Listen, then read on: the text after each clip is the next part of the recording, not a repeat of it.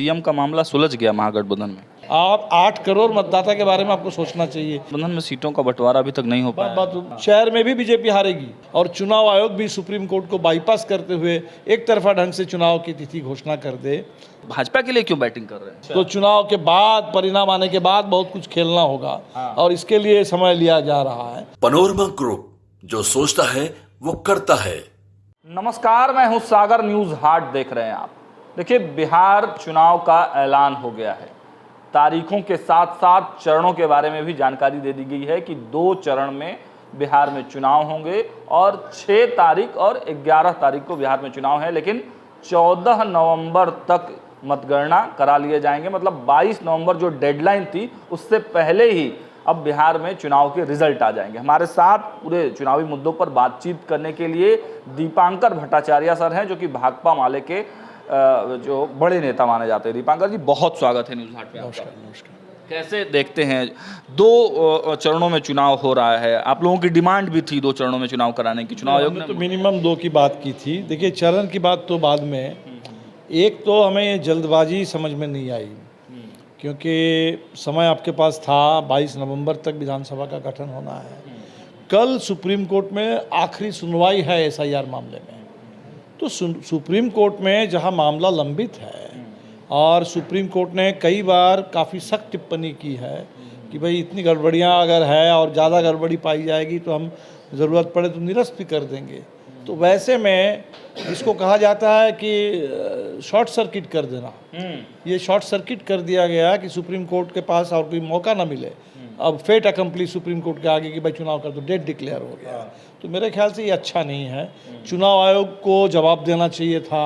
बिहार के दौरे पर भी जो मीटिंगें हुई पार्टियों के साथ, हमने जब पूछा कि भाई वो 3,66,000 के नाम जो अभी आपने काटा, किन के नाम काटे, क्यों काटे हैं, तो उसका भी जवाब नहीं मिला। तो हमें लगता है कि आज का दिन तो सुप्रीम कोर्ट के लिए, मैं कहूँगा भारत के लोकतंत्र और संविधान के लिए बहुत अच्छा संकेत नहीं था। और बहुत दुखद एक संयोग है कि आज ही के दिन सुप्रीम कोर्ट में चीफ जस्टिस पर किसी वकील ने जूता फेंकने की कोशिश की।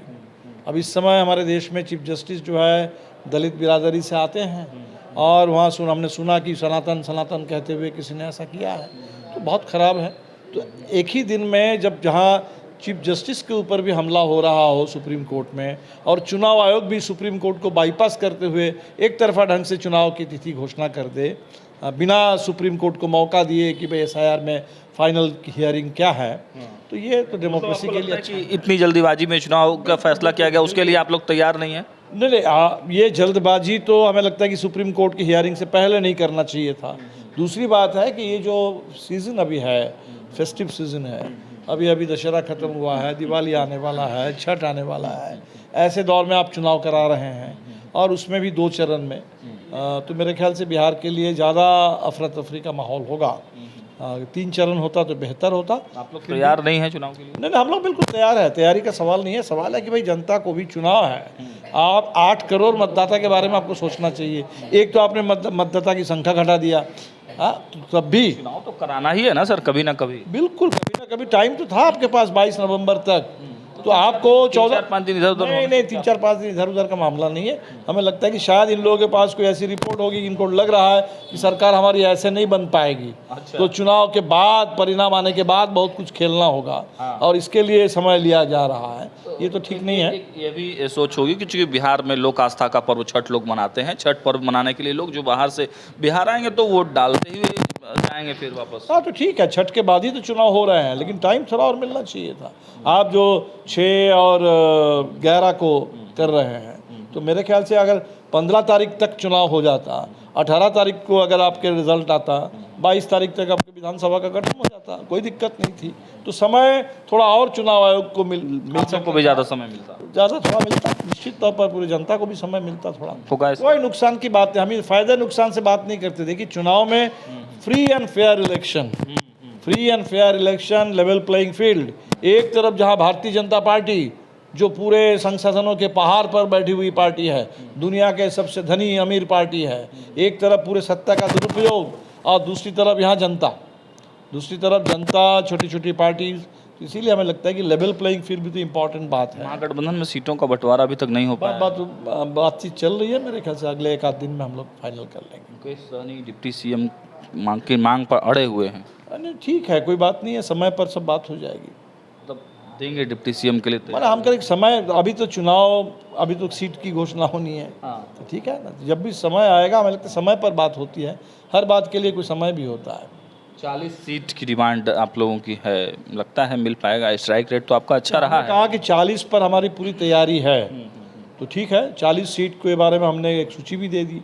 इन 40 सीटों पर आप हमारे ऊपर भरोसा कर सकते हैं कि ये 40 सीट अगर माले को मिला तो हम बेस्ट रिजल्ट आपको देंगे इंडिया गठबंधन। 40 क्या, हर जिले से एक सीट चाहिए आपको? हर जिला तो नहीं, हमने कहा 38 जिले हैं, लेकिन बिहार के कम से कम हमें लगता है कि 2/3 जिलों से तो बिल्कुल हम उम्मीद करेंगे। किस साइड फोकस क्या है? हर जगह ही, जैसे साउथ में चले जाइए तो पिछली बार हम शाहाबाद से लड़े और जहानाबाद, अरवल और पटना ग्रामीण से लड़े, गया से नहीं, नालंदा से नहीं, जमुई से नहीं, शाहाबाद में भी कैमूर से नहीं। उत्तर में चले जाइए तो मुजफ्फरपुर और समस्तीपुर लड़े, वहाँ दरभंगा नहीं, मधुबनी नहीं, चंपारण से सिर्फ एक लड़े। बिहार आप चाहते हैं कि कवर हो? निश्चित तौर पर बिहार थोड़ा और ज़्यादा बेहतर ढंग से कवर हो। वहाँ कोसी का इलाका है, यहाँ पूर्णिया है, सब इलाके हैं जहाँ हम लोग के मजबूत कामकाज पुराने कांग्रेस आंदोलन की का भी है। यही रणनीति मानी जा रही है कि वो लगभग पूरे बिहार में लड़ना चाहते हैं और विनिबिलिटी के आधार पर इस बार सीटें लेना चाह रहे हैं, तो दिक्कत नहीं होगा आप लोगों को? नहीं, बिल्कुल नहीं, हमें लगता है कि विनेबिलिटी, हम लोग भी तो चाहेंगे कि कांग्रेस के 70 सीटें मिली और 19, तो कांग्रेस का अगर वो रेशियो रह जाएगा, वो रेशियो रह जाएगा तो पूरे इंडिया गठबंधन के लिए दिक्कत हो जाएगी। तो किसी भी घटक के लिए हम चाहेंगे कि परफॉर्मेंस और बेहतर हो और पूरे इंडिया गठबंधन का परफॉर्मेंस और बेहतर हो। वीक सीटें हैं, फिर वो कैसे, मतलब बांटने का कोई फॉर्मूला बना है? हम किसी भी सीट को वीक नहीं मानते, किसी भी सीट को वीक नहीं मानते। कोई समय की बात होती है, क्या आपको लगता है कि पटना शहर का मतलब ये हो गया कि हमेशा यहाँ से बीजेपी कोई काम ना हो, बीजेपी जीतती रहेगी? कोई बात नहीं है, शहर में भी बीजेपी हारेगी,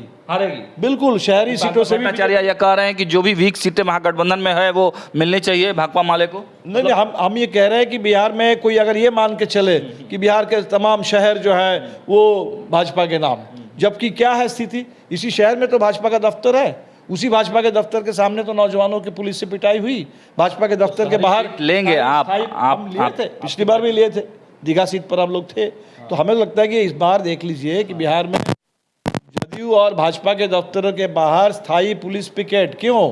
क्योंकि शहर से, नौजवानों से, लोगों से घबराहट है, डर है, इसलिए कोई शहर की सीट भी मैं नहीं मानता कि वो बीजेपी के नाम पर रिजर्व कर दिया गया।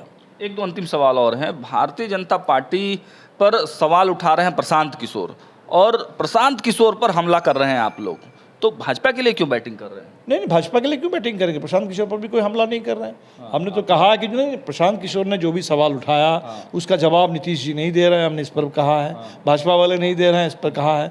हमने सिर्फ इतना कहा कि प्रशांत किशोर जी ने खुद जो अपने बारे में थोड़ा बहुत कुछ कहा है, उससे कुछ सवाल और खड़े होते हैं, उन सवालों का भी उन्हें जवाब दे देना चाहिए कि वो जो 241 करोड़ या कितने रुपए के बारे में बोल रहे हैं कि इतनी मोटी कमाई उनकी है पिछले 3 साल में, और वो कंपनियों को सलाह दे करके, तो कंपनी, तो भाई किस कंपनी को, कौन सी कंपनी है? नवयोगा को दिया है उन्होंने, अब पता नहीं किस कंपनी को सलाह देने से इतने पैसे उनको मिल जा रहे हैं। तो हम वही तो कह रहे हैं कि भाई कंपनियों को सलाह, कैसी सलाह? आपके पार्टियों को कह रहे हैं हम सलाह देते हैं, पार्टियों को सलाह, किस पार्टी को कैसी सलाह? जैसे हम एक सलाह तो देख रहे थे ना, लोकसभा चुनाव में बीजेपी के लिए बोल रहे थे कि 400 से पार हो जाएगा, 400 नहीं तो 300 से ज़्यादा तो बिल्कुल हो जाएगा। तो पता नहीं, ये भी एक सलाह ही तो एक तरह से थी, बीजेपी के पक्ष में एक प्रचार तो कर रहे थे, तो पता नहीं, इसीलिए हमने इतना ही पूछा कि भाई आपने जो कहा है अपने बारे में तो उसको खुल करके कह दीजिए।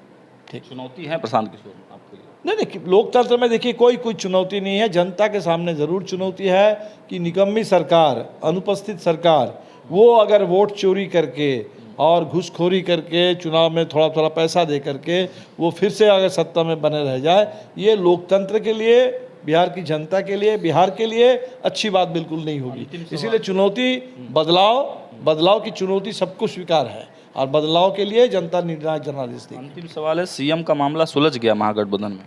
अब उसमें कोई मामला था ही नहीं, बस औपचारिक घोषणा भर नहीं हुई, इतनी बात है, और क्या। तो जी फाइनल है? हाँ, बिल्कुल।